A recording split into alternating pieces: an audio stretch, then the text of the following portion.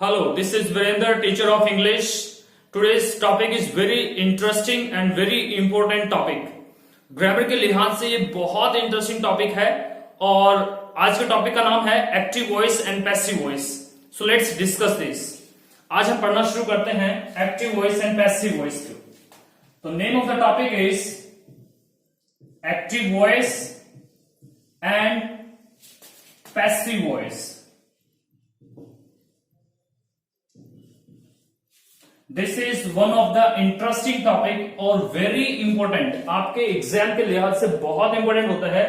तो चलिए इसके बारे में डिस्कस करते हैं. एक एग्जांपल देता हूं मैं आपको, उससे आपको समझ में आएगा कि एक्टिव वॉइस क्या होता है और पैसिव वॉइस क्या होता है. फॉर एग्जाम्पल है I am singing a song. This is active voice, right. ये एक्टिव वॉइस है. क्या डिफरेंस होता है एक्टिव वॉइस में और पैसिव वॉइस में? मैं इसका पैसिव सेंटेंस लिखता हूं तो बनता है अ song is being sung by me. अब ये है passive voice, right. Now what is the difference between active and passive? इस एक्टिव में और पैसिव में क्या डिफरेंस है? देखिए ये क्या है हमारा, दिस इज सब्जेक्ट, राइट. तो इस सेंटेंस में जो वर्ब है यानी कि जो काम है, काम के करने वाले को महत्व दिया जाता है, right.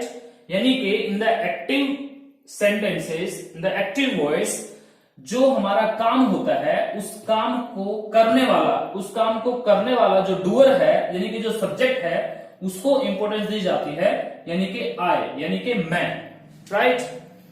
If you talk about the passive, तो पैसिव में क्या है, अ सॉन्ग, यानी कि सब्जेक्ट क्या है, एक सॉन्ग है, right. A song is being सung बाय मी, यानी कि सॉन्ग मेरे द्वारा गाया जा रहा है. मीनिंग देखें तो दोनों का सेम मीनिंग है, right. Both have the same meaning. लेकिन डिफरेंस क्या है, यहां पर सब्जेक्ट को महत्व दिया जाता है और यहां पर जो वर्क का जो ऑब्जेक्ट है यानी कि काम को जो वर्ब का जो ऑब्जेक्ट है उसको महत्व दिया जाता है, राइट. यानी कि काम कौन कर रहा है, यहां पर काम कौन कर रहा है उसको महत्व दिया जाता है और यहां पर काम के करने वाले को महत्व नहीं दिया जाता, केवल काम को महत्व दिया जाता है, right. Work is given the importance in the passive voice. Is it clear? मैं एक और एग्जांपल देके आपको समझाता हूं. This is very simple example, एक सिंपल सा एग्जांपल है. फॉर एग्जांपल, कोई गेस्ट मेरे घर पे आता है. अब कोई गेस्ट मेरे घर पे आया तो मैंने उससे हालचाल पूछा और उसको अपने घर पे बिठाया. बिठाने के बाद में हम कोई भी आते हैं तो हम जनरली उससे चाय पानी के लिए पूछते हैं. अब जैसे ही 2-4-5 मिनट के लिए बात हुई उस गेस्ट से, उस गेस्ट ने बोला कि अरे ठीक है वीरेंद्र सर, मैं अभी जा रहा हूं, मैं बाद में मिलता हूं आपसे. मैंने कहा नहीं बैठिए, आप बैठे, क्योंकि मेरी मदर चाय बना रहे हैं. मैंने क्या बोला, मेरी मदर चाय बना रहे हैं. अब देखिए यहां पे इसको समझिए आप. मैंने कहा मेरी माँ जी चाय बना रही हैं. एक ही मैंने बोला कि अरे नहीं बैठिए आप, मेरी माँ चाय बना रही हैं, राइट. ये मैंने एक सेंटेंस बोला. अब इसी सेंटेंस को मैं दूसरे तरीके से बोल सकता हूं. मैं उसको बोलता हूं अरे नहीं बैठिए चाय बन रही है. मैंने क्या बोला कि बैठिए चाय बन रही है. अब मैंने दूसरा सेंटेंस लिखा, क्या लिखा कि बैठिए चाय बन रही है, राइट. एक ही सेंटेंस मैंने लिखा. अब दोनों का मीनिंग देखा जाए तो सेम है, both have the same meaning. लेकिन इस वाले सेंटेंस में यानी कि सेंटेंस नंबर 1 और सेंटेंस नंबर 2 में अगर डिफरेंस की बात करें तो सेंटेंस नंबर 1 में सब्जेक्ट जो कि मेरी माँ है, काम को करने वाली जो है वो मेरी माँ है, तो यहां पर importance is given to my mother, यानी कि सब्जेक्ट को इंपोर्टेंस दी गई. माय मदर चाय बना रही है, राइट. तो importance is given to subject my mother, right. और दूसरे वाला जो सेंटेंस है, दूसरा वाला सेंटेंस है चाय बन रही है.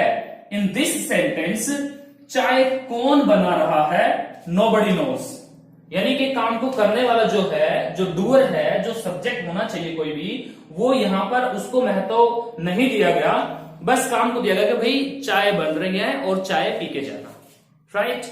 तो ये मेन डिफरेंस होता है एक्टिव वॉइस में एंड पैसिव वॉइस में, कि एक्टिव में हम इंपॉर्टेंस देते हैं सब्जेक्ट को और पैसिव में हम सब्जेक्ट इंपॉर्टेंस देते हैं ऑब्जेक्ट को, या आप कह सकते हैं काम को, राइट। तो ये होता है main difference. I hope that you have understood it, right. It's very easy, very simple, and I hope that you all have understood it, right. So अब इसको आगे हम क्लियर करते हैं, इसे आगे पढ़ना शुरू करते हैं, देखते हैं क्या है इसके अंदर। Let's see it, be with me, right.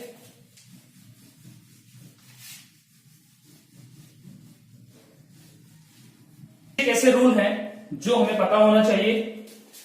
Rule क्या है, देखिए टोटल हमारी इंग्लिश में 3 टेंस होते हैं, past, present and future,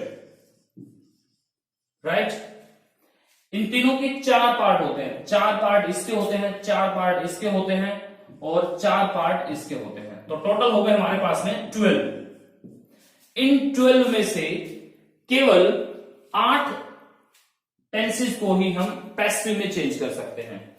3 from past, 3 from present and 2 from future, केवल 8 को ही हम पैसिव में चेंज कर सकते हैं। रूल नंबर 1, तो ये रूल नंबर 1 है कि हम केवल 8 टेंसेस को ही पैसिव में चेंज कर सकते हैं। वो कौन कौन से होते हैं? वो होते हैं पास्ट इंडेफिनेट, ऐसे ही प्रेजेंट इंडेफिनेट और ऐसे ही future indefinite, right. Future indefinite, इसको चेंज कर सकते हैं, इसको चेंज कर सकते हैं, इसको चेंज कर सकते हैं। पास्ट कॉन्टिन्यूअस, प्रेजेंट कॉन्टिन्यूअस, इसको यहां पे कॉन्टिन्यूअस को नहीं करते, यहां पर पास्ट परफेक्ट और प्रेजेंट परफेक्ट और फ्यूचर परफेक्ट।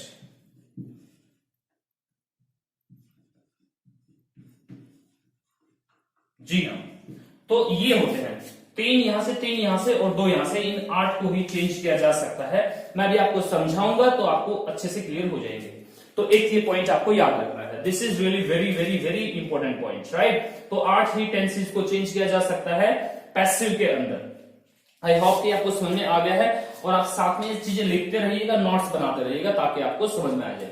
तो ये पॉइंट है, एक रूल है, ये आपको समझ में आना चाहिए। नंबर 2 है, हर एक पैसिव टेंस के अंदर, आप हर एक पैसिव टेंस के अंदर हमेशा वर्ब की थर्ड फॉर्म आप यूज करेंगे। इन पैसिव आप हमेशा वर्ब की थर्ड फॉर्म यूज करेंगे, चाहे ये है, ये प्रेजेंट है, पास्ट है, फ्यूचर है। जब भी आप पैसिव टेंस बनाएंगे तो आप वहां पर वर्ब की थर्ड फॉर्म यूज करेंगे। और रूल नंबर 3, हेल्पिंग वर्ब, हर एक पैसिव टेंस के अंदर आप हेल्पिंग वर्ब यूज करेंगे, चाहे जैसे कि प्रेजेंट इंडेफिनेट है, पास्ट इंडेफिनेट है, प्रेजेंट इंडेफिनेट है, फ्यूचर इंडेफिनेट है। यहां पर हम टाइम वर्ड यूज करते हैं। मैंने आपको पहले बताया था कि यहां पर टाइम वर्ड यूज करते हैं, पिछली क्लास में जो बताया था टाइम वर्ड। और टाइम वर्ड क्या होता है? टाइम वर्ड होता है डू, डज, डिड और विल, शैल, विल और शैल। ये होता है time word. These are the time words. यहां पर तो ऑलरेडी हेल्पिंग वर्ब होती है, इनके अंदर हेल्पिंग वर्ब होती है, इनके अंदर टाइम वर्ड यूज होता है, लेकिन यहां पर सबके साथ में हम हेल्पिंग वर्ब यूज करेंगे। वो मैं आपको समझाता हूं कैसे यूज करेंगे, राइट। Let's see. तो ये रूल है। रूल नंबर 4, बहुत बार जब हम एक्टिव को पैसिव में चेंज करते हैं तो कुछ सब्जेक्ट्स को हम ड्रॉप कर देते हैं, कुछ सब्जेक्ट्स को हम छोड़ देते हैं। वो कौन कौन से होते हैं? बहुत बार होता है people, they, someone, somebody, anyone, anybody, right. तो कुछ एक ये ऐसे और भी होते हैं, तो कुछ एक ये ऐसे सब्जेक्ट्स होते हैं जिनको ड्रॉप कर दिया जाता है जब एक्टिव से सेंटेंस को पैसिव में चेंज करते हैं तो, राइट। तो ये कुछ एक रूल हैं जो आपको याद रखने हैं, और मैं इनको सबको चेंज करने का एक ही तरीका बताऊंगा, एक ही रूल बताऊंगा, उससे आपको सारे के सारे समझ में आ जाएगा। देखिए अगर हम टेंसेस वाइज चलेंगे, उसके हिसाब से चलेंगे तो it will take very long time और कंफ्यूजन हो जाता है। तो मैं आपको सबका एक ही रूल बताऊंगा, I will tell you one rule only, और उसी के हिसाब से आप सबको चेंज कर सकते हैं। That is the very easy way, right. So let's see, I hope कि you have understood all this. Now I explain the things to you in a very proper way. Rule आपको समझ में आ गए हैं, that's good if you have understood. हाँ, तो देखिए अब जो मैं आपको समझाने वाला हूं वो मैं आपको प्रैक्टिकल करके दिखाऊंगा कि कैसे इन चीजों को यूज करते हैं, कैसे पैसिव को चेंज करते हैं, कैसे एक्टिव से पैसिव सेंटेंस बनाते हैं, राइट। देखिए एक सेंटेंस मैंने लिखा, आई डेकोरेट द रूम। अब ये कौन सा टेंस है? ये है प्रेजेंट इंडेफिनिट टेंस। कैसे पता लगेगा कि प्रेजेंट इंडेफिनिट है? देखिए प्रेजेंट इंडेफिनिट का मतलब ये होता है कि वर्ब की फर्स्ट फॉर्म और या फिर उसके साथ में एस और ईएस, सब्जेक्ट के तुरंत बाद वर्ड की फर्स्ट फॉर्म और एस और ईएस वर्ड के साथ में, तो वो क्या होता है? वो होता है प्रेजेंट इंडेफिनिट टेंस, राइट। तो इसको कैसे चेंज करेंगे ये मैं आपको बताता हूं। मैंने बताया I am decorating the room, ये कॉन्टिन्यूअस है, ये प्रेजेंट कॉन्टिन्यूअस है। और एक सेंटेंस है I have decorated the room, और ये परफेक्ट है, राइट। इनको कैसे चेंज करते हैं अब मैं आपको बताता हूं। देखिए मैंने रूल में बताया था, जब मैंने यहां पे रूल लिखा था कि हर एक पैसिव वॉइस में हम हेल्पिंग वर्ब यूज करते हैं। क्या यूज करते हैं? Helping verb. हर एक पैसिव वॉइस में हम हेल्पिंग वर्ब यूज करते हैं। जब हम इसको हेल्पिंग वर्ब में, जब हम इसको पैसिव में यूज करते हैं तो हम देखते हैं यहां पर ऑलरेडी हेल्पिंग वर्ब है, यहां पर ऑलरेडी हेल्पिंग वर्ब है, लेकिन यहां पर हेल्पिंग वर्ब नहीं है। इस वाले टेंस के अंदर हेल्पिंग वर्ब यूज नहीं है।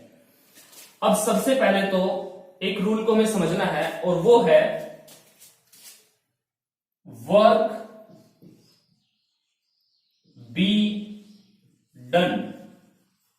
जब भी हम किसी एक्टिव सेंटेंस को पैसिव में चेंज करेंगे तो इस रूल को समझना बहुत जरूरी है।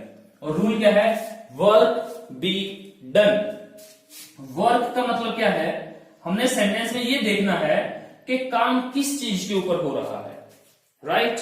जैसे यहां पर है आई डेकोरेट द रूम, अब काम किस चीज के ऊपर हो रहा है? द रूम के ऊपर। Is it clear? I am decorating the room, यहां पर किसके ऊपर काम हो रहा है? द रूम के ऊपर, राइट। तो वर्क का मतलब है उस सेंटेंस में जिस चीज के ऊपर काम हो रहा है, तो वर्क लिखना है। उस वर्क के बाद में क्या आएगा? बी। बी, और बी का मतलब क्या होता है? बी का मतलब होता है, बी क्या है? Is am are, was, were,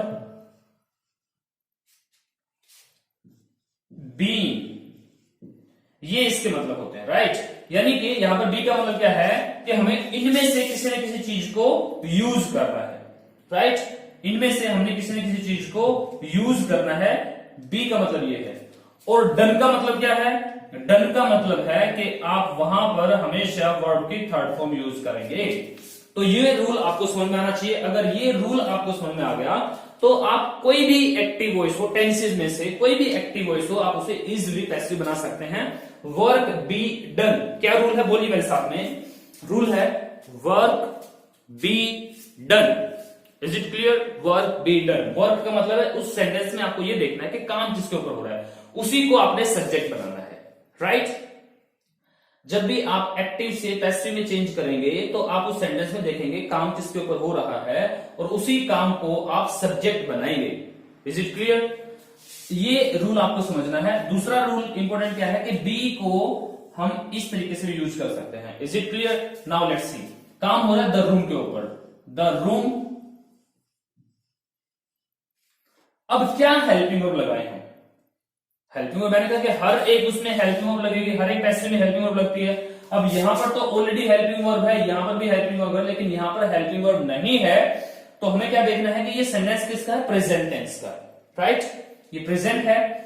the room singular है तो सिंगुलर ही हेल्पिंग वर्ब आएगी इन तीनों में से, क्योंकि प्रेजेंट में यही हेल्पिंग वर्ब यूज होती है, ये पास्ट में होती है, राइट? वो मैं आपको समझाऊंगा। और ये परफेक्ट में हम यूज करेंगे, यानी कि थर्ड फॉर्म जब यूज होगी तो मैं उसमें आपको बताऊंगा कैसे यूज करते हैं। अभी हमें इनमें से यूज करना है। क्यों इनमें से क्यों यूज करना है? क्योंकि भाई ये प्रेजेंट है और प्रेजेंट में यही हेल्पिंग वर्ब यूज होती है, तो इन्हीं में से कोई एक यूज करनी है। तो the room is a singular, तो इसके साथ में इज हम यूज करेंगे। तो द रूम इज वर्ब हो गया, बी की फॉर्म आ गई इज, और डेकोरेटेड डन का मतलब है कि थर्ड फॉर्म। तो द रूम इज डेकोरेटेड, तो room is decorated, right? The room is decorated. और जो सब्जेक्ट है, इधर का जो सब्जेक्ट है यानी कि जो आई है, उसको हम कनेक्ट कर देंगे बाय से, बाय लिख के। और आई का, अब आई क्या है? आई तो यहां पर सब्जेक्ट है, और हमें क्या बनाना है? सब्जेक्ट को, हमने सब्जेक्ट को बनाना है ऑब्जेक्ट, तो इसका ऑब्जेक्ट होगा आई और माय और मी, राइट? तो इसका ऑब्जेक्ट होता है मी, यस। तो by me. Is it clear? I hope ये पॉइंट आपको समझ में आया है, राइट? अभी मैं इसको और अच्छे से एक्सप्लेन करता हूं, देखिए।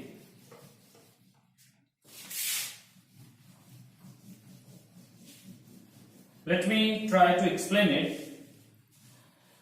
सी, मैंने बोला कि हम यहां पर ऑब्जेक्ट यूज करते हैं, तो हमें सबका ऑब्जेक्ट पता होना चाहिए। मैंने आपको बताया था कि जो सब्जेक्ट होते हैं हमारे पास में इंग्लिश में, आई, यू, वी, दे।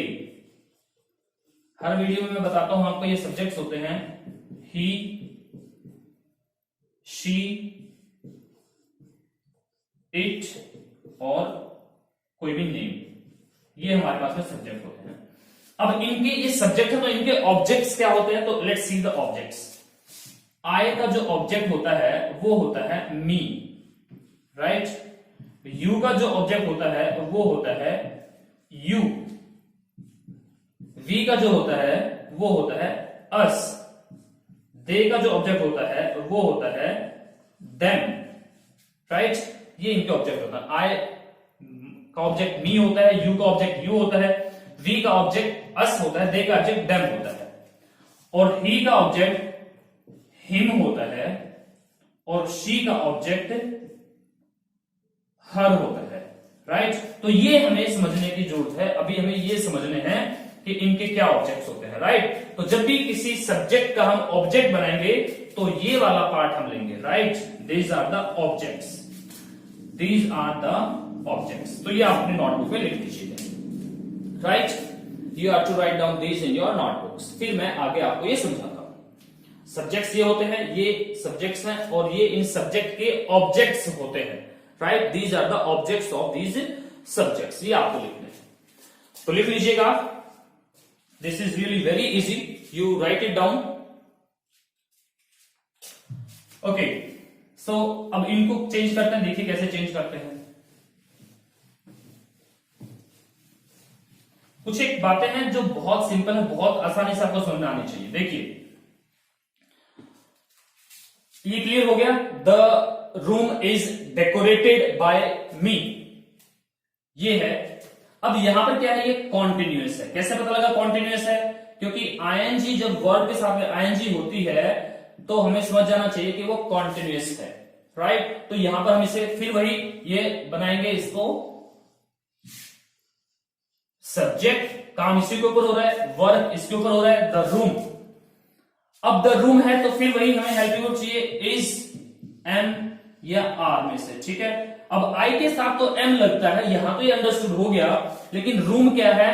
वो तो थर्ड पर्सन है, थर्ड चीज कोई इट है, तो इट के साथ में क्या लगता है? इज।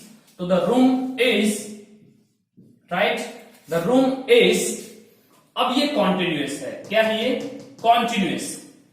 तो हमें आईएनजी चाहिए, भाई कॉन्टिन्यूअस है तो इधर भी कॉन्टिन्यूअस में रहेगा, तो हमें आईएनजी चाहिए, मैंने बताया आपको। और फिर वर्ब की थर्ड फॉर्म भी चाहिए, तो डेकोरेट के साथ में तो हम डेकोरेटेड बना देंगे, क्योंकि हमें वर्ब के थर्ड फॉर्म चाहिए ही चाहिए, हमेशा चाहिए होती है। अब आईएनजी किसके साथ में बनाए, तो फिर बी की हेल्प लेंगे, तो बीइंग, राइट। अब आपको समझ में आया ये बीइंग कैसे आ गया, तो यहां से हमने ले लिया being. The room is being, क्यों लिया? क्योंकि भैया कॉन्टिन्यूअस टेंस है, और कॉन्टिन्यूअस टेंस को कॉन्टिन्यूअस पैसिव में भी कॉन्टिन्यूअस ही रखना है, तो उसके लिए आईएनजी चाहिए हमें। तो ये बीइंग के साथ में हमने, बी के साथ में हमने आईएनजी लगा दिया। और डेकोरेटेड, राइट। तो ये हमारी थर्ड फॉर्म भी हो गई। रूल के हिसाब से ये भी ठीक हो गया, ये भी ठीक हो गया, ये भी ठीक हो गया, राइट। तो the room is being decorated by me, right. I hope कि आपको समझ में आ गया। अब यहां पर क्या है, सेम काम किसके ऊपर हो रहा है? द रूम के ऊपर। द रूम हेल्पिंग वर्ब क्या है? हैज या हैव। पास्ट में क्या है, सॉरी परफेक्ट में हम क्या यूज हेल्पिंग वर्ब करते हैं, क्या हेल्पिंग वर्ब यूज करते हैं? हैज और हैव। परफेक्ट में हम हेल्पिंग वर्ब हैज और हैव यूज करते हैं, प्रेजेंट में हैज और हैव में से अब यहां पर हैव है, द रूम क्या है? थर्ड पर्सन, यानी कि इट है, थर्ड चीज है कोई, तो उसके साथ में हैज यूज होगी, द रूम हैज। और थर्ड फॉर्म चाहिए, क्योंकि इसके साथ में हैज और हैव के साथ में थर्ड फॉर्म लगती है। और फिर रूल के हिसाब से ये वाला डन भी हमें चाहिए, यानी कि ये भी थर्ड फॉर्म चाहिए। तो जैसे यहां पर हमने बीइंग बनाया, तो यहां पे ऐसे ही हम इसको हैज बीइंग बना देंगे, राइट। और उसके साथ में वर्ब की थर्ड फॉर्म वही same, decorated, right, decorated by me. Very easy. तो यही है प्रेजेंट के तीनों, present indefinite, present continuous, present perfect, यही है। यानी कि आपको 8 में से 3 टेंसेस का पैसिव बनाना आ गया, राइट। Very easy. आई होप कि यू हैव अंडरस्टूड। अब यहां पर देखो रूल क्या बताया था मैंने, कि हर पैसिव के अंदर हम हेल्पिंग वर्ब यूज करते हैं, हर पैसिव के अंदर हम क्या यूज करते हैं? Helping verb. तो यहां पर देख पा रहे हैं, यहां पर भी हेल्पिंग वर्ब है, यहां पर भी हेल्पिंग वर्ब है, और यहां पर भी हेल्पिंग वर्ब है, right. Is it clear? Third form है, हर टेंस में थर्ड फॉर्म है, ये भी क्लियर हो गया। बीइंग कैसे आया मैंने आपको बता दिया, बीइंग कैसे आया ये भी मैंने आपको बता दिया। बीइंग क्यों आया? क्योंकि भाई यहां पर ये जो टेंस है ये कॉन्टिन्यूअस है, और ये कॉन्टिन्यूअस वाला आईएनजी को रखने के लिए, आईएनजी को रखने के लिए हमें आईएनजी यहां पर लगाना पड़ा, बीइंग बनाना पड़ा। और यहां पर सेम ये हैज हैव है, तो हैज हैव के साथ में थर्ड फॉर्म बीइंग लगानी पड़ी, क्योंकि डेकोरेट तो हमें चाहिए ही चाहिए था। तो आपको समझ में आ गया, got it. Now let's see अब पास्ट को कैसे चेंज करते हैं और फिर फ्यूचर को कैसे चेंज करेंगे, वो मैं आपको समझाता हूं। मैं इसी का एग्जांपल देके आपको बताता हूं, लेट्स सी। देखिए बहुत आसान है, अगर ये आपको प्रेजेंट समझ में आ गया तो पास्ट को बहुत आसानी से आप समझ जाएंगे। It is really very very very easy thing, okay. तो लेट्स सी, चलो मैं यहां पर समझाने की कोशिश करता हूं आपको। देखिए मैंने कहा कि आई डेकोरेटेड द रूम, ये पास्ट है। कैसे पता लगा पास्ट है? भाई जहां पर वर्ब की सेकंड फॉर्म होगी, वर्ब की सेकंड फॉर्म का मतलब है वो पास्ट टेंस है। Is it clear? वर्ब की सेकंड फॉर्म का मतलब है कि वो पास्ट इंडेफिनिट है हमेशा। इस बात को आप बिल्कुल समझ जाएं कि भैया वर्ब की सेकंड फॉर्म का मतलब होता है वो पास्ट इंडेफिनिट टेंस है। क्लियर? नेक्स्ट सेंटेंस में लिखा I was decorating the room. ये क्या है? Past continuous. वॉज पास्ट में आता है और आईएनजी है तो कॉन्टिन्यूअस, राइट। तो पास्ट कॉन्टिन्यूअस टेंस बन गया। और थर्ड है आई हैड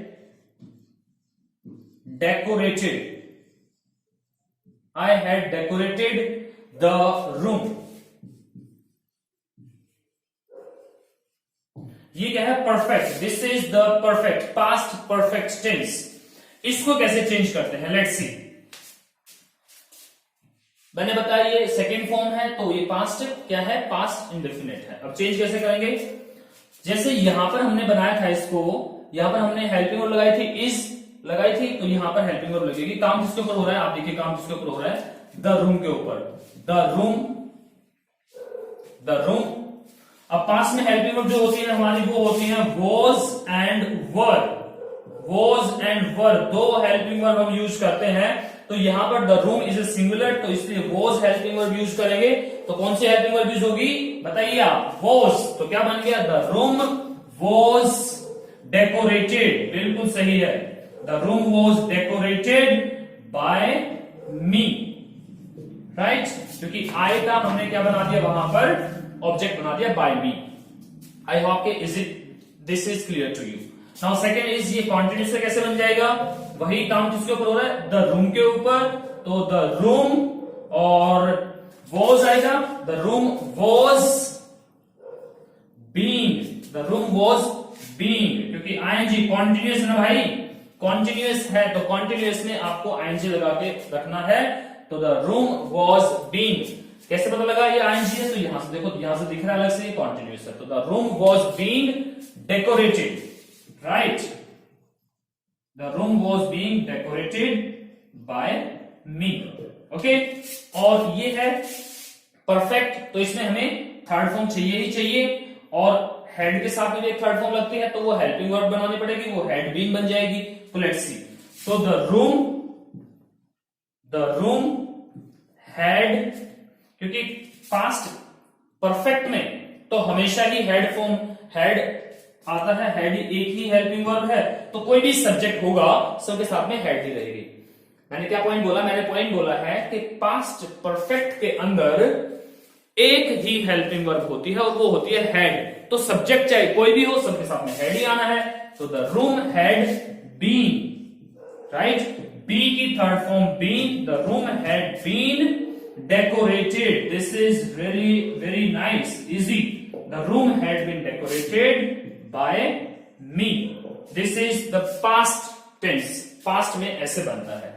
आई होप कि you have understood it, this is really very easy, ऐसे इसको यूज करना है। पास्ट है ये, सेकंड फॉर्म है, तो पास्ट पता चलता है, पास्ट में helping verb was were use करते हैं। अगर यहां पर ये प्लूरल होता, अगर यहां पर ये प्लूरल होता तो वॉज हेल्पिंग वर यूज करते, यहां पर भी होता तो वर यूज करते, यहां पर भी होता तो हेड ही होता, राइट, केवल यहीं पर होता वाज या वर। ओके, वो हमें सब्जेक्ट पे डिपेंड करेगा। सब्जेक्ट प्लूरल है तो plural helping verb, subject plural है तो plural helping verb, right. Now next, अब देखते हैं हम फ्यूचर को, राइट। फ्यूचर बहुत आसान है, हमें समझ में आएगा। देखिए क्या है फ्यूचर में, मैंने कहा आई शैल डेकोरेट द रूम, और मैंने आपको बताया था कि जो फ्यूचर में केवल दो टेंसेस का ही पैसिव बनाया जा सकता है, future indefinite and future perfect. Perfect में क्या होता है, परफेक्ट में मैंने टेंसेस की क्लास में आपको बताया है कि परफेक्ट का मतलब होता है वर्ब के थर्ड फॉर्म, राइट, और हैज हैव हेल्पिंग वर्ब। तो क्या बन जाएगा, I shall have decorated the room, right. तो इसका पैसिव बनाना है, तो ये है। अब वही रूल है, रूल हमेशा यही रहेगा सभी में, वर्क बी डन, वर्क किस पे हो रहा है, द रूम। तो आप बनाए इसको सब्जेक्ट, द रूम सब्जेक्ट बन गया, और इसके साथ में आप क्या लगाएंगे, द रूम। अब यहां पर देखिए क्या है, शेल, आई और वी के साथ में तो हम शेल यूज करते हैं, लेकिन और जो बाकी के जितने भी सब्जेक्ट होंगे उनके साथ में हम विल यूज करेंगे। क्या यूज करेंगे, विल। बाकी के जितने होंगे विल यूज करेंगे, आई और वी के साथ में हम शेल यूज करते हैं, राइट। ये पॉइंट आपको समझना है कि आई और वी के साथ में शेल, तो यहां पर शेल यूज है, लेकिन यहां पे द रूम है तो इसके साथ में हम यूज करेंगे विल। तो द रूम विल, और फिर ये वाली चीज भी बी डेकोरेटेड, बिल्कुल सही है, the room will be decorated by me. Is it clear?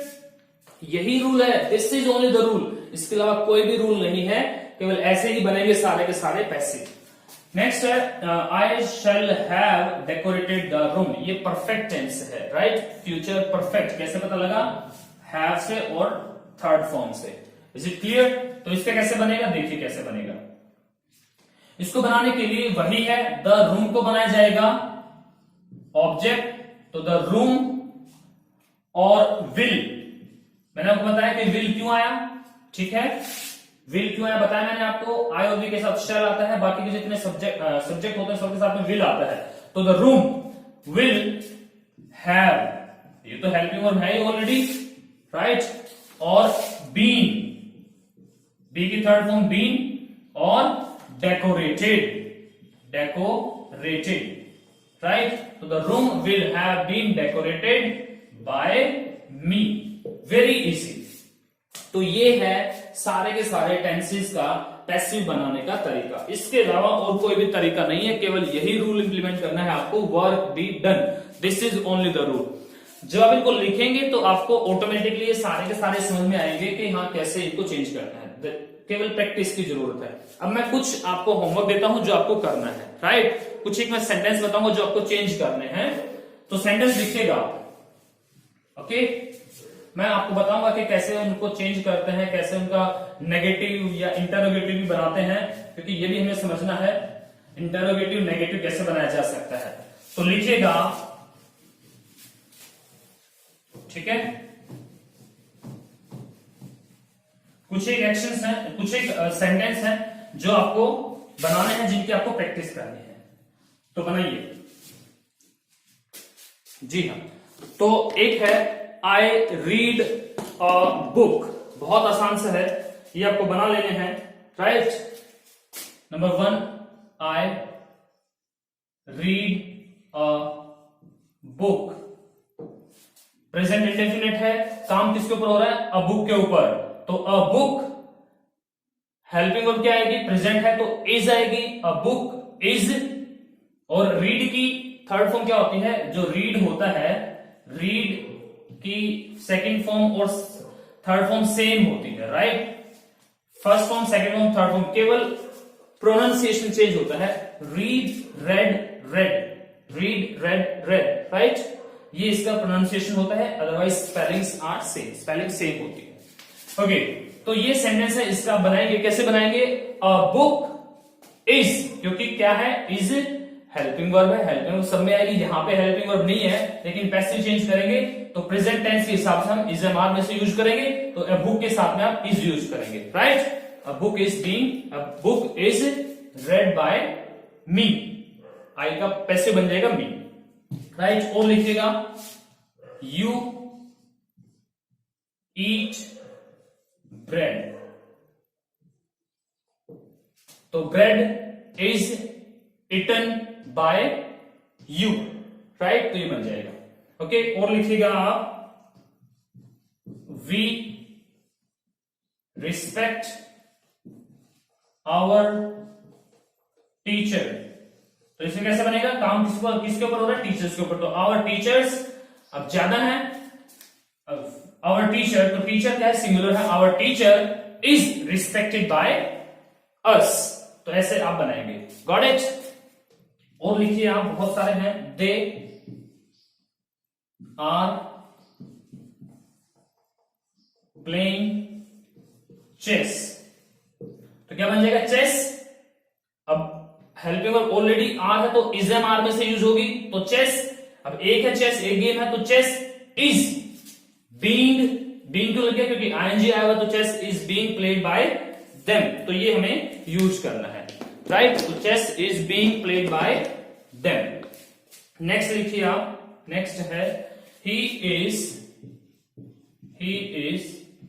Decorating, he is decorating the room, इसका बनाइए आप, तो the room is being, ING लग जाएगा, बी के साथ में आईएनजी लग जाएगा, तो the room is being decorated by him, right. Next लिखिए, have you made mistake, have you made mistake, अब ये क्या है, देखिए ये क्या है, ये इंटेरोगेटिव है। क्या है ये, इंटेरोगेटिव। अगर ये सिंपल होता, जैसे कि मैंने लिखा you have made mistake, right, ये है सेंटेंस। तो इसका पैसिव कैसे बनता देखिए।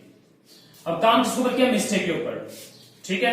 तो कैसे लिखेंगे, मिस्टेक, मिस्टेक हैज, मिस्टेक एक है तो has, mistake has been made by you, क्योंकि यू का ऑब्जेक्ट यू ही होता है, मैंने आपको बताया था। तो ये बनेगा, सिंपल है, सिंपल सेंटेंस है, परफेक्ट है, प्रेजेंट परफेक्ट है, सिंपल है, सिंपल सेंटेंस है, यू हैव मेड मिस्टेक, तो क्या बन जाएगा, mistake has been made by you. अब इसका ये क्या है, ये सिंपल है और ये इंटेरोगेटिव है, ये क्वेश्चन वाला है। तो कैसे बनेगा, अब यहां पर हमने हेल्पिंग वर्ब को आगे लगा दिया, हैव यू मेड मिस्टेक, तो यहां पर भी हेल्पिंग वर्ब को आगे लगा देंगे, हैज मिस्टेक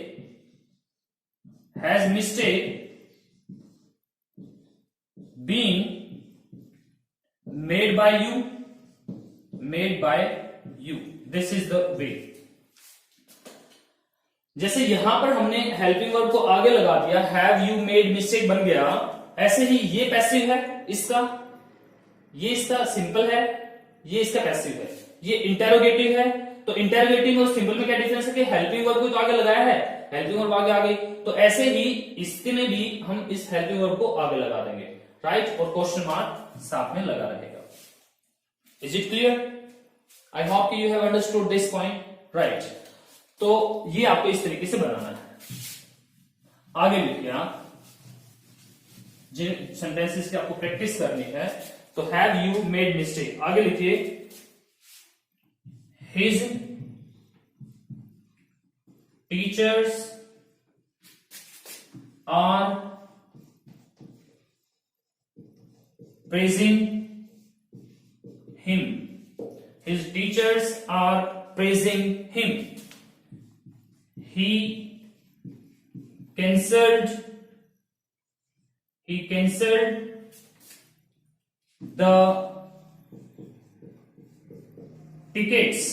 अब टिकट्स है, ठीक है, he cancelled the tickets, तो टिकट्स है तो क्या आएगा, पास्ट है, पास्ट टेंस है, पास्ट में कौन सी हेल्प यूज करते हैं हम, पास्ट में कौन सी हेल्प यूज करते हैं, वॉज वर, तो वॉज या वर यूज होगी तो टिकट्स ज्यादा है, तो tickets were cancelled by him, ऐसे बन जाएगा, राइट। नेक्स्ट लिखिए, did you read the book, right, ये है, बहुत आसानी से बन जाएगा। पास्ट है, ये कैसे पता लगा पास्ट है भाई, सेकंड फॉर्म है, सेकंड फॉर्म से पता लगता है पास्ट इंडेफिनिट है। पास्ट में कौन सी हेल्पिंग वर्ब यूज करते हैं, वॉज वर, तो बुक की बात हो रही है तो बुक के सामने क्या आएगा, वॉज या वर, एक बुक है तो वॉज आएगा, राइट, सिंगुलर है तो वॉज आएगा, तो was the book read by you, right. Is it clear? Next लिखिए, बहुत आसान सा है, she had completed homework, right, she had completed homework, I was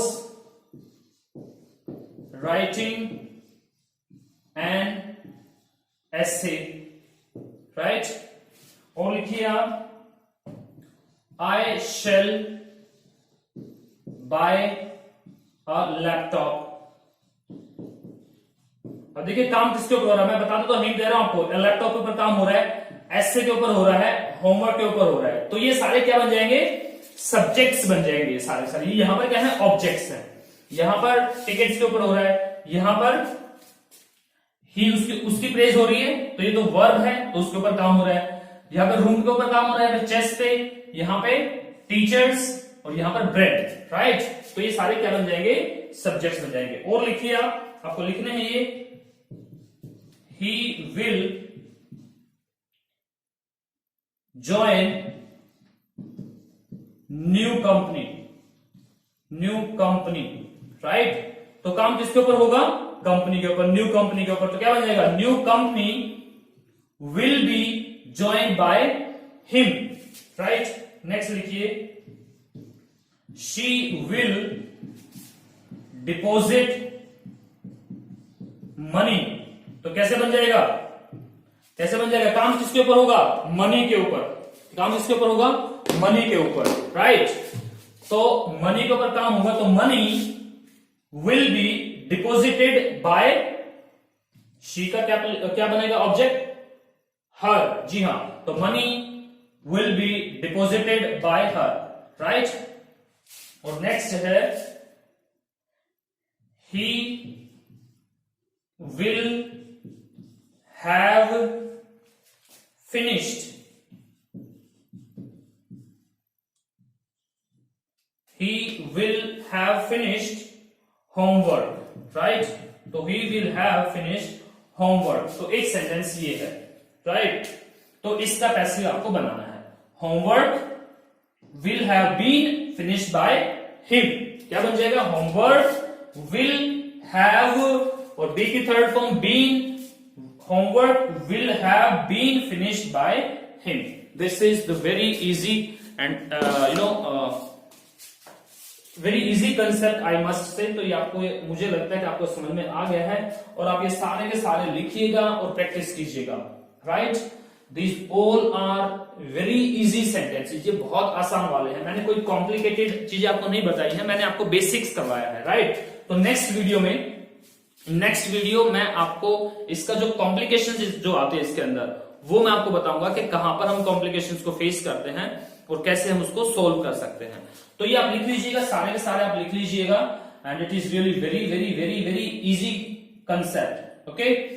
अगर आपको वीडियो पसंद आती है तो आप लाइक कीजिए, कमेंट कीजिए, शेयर कीजिए, सब्सक्राइब कीजिए, राइट। सो इसी के साथ में ये क्लास फिनिश होती है, this is for the day, and फिर मिलते हैं नेक्स्ट क्लास के साथ में with the complications of voice, right.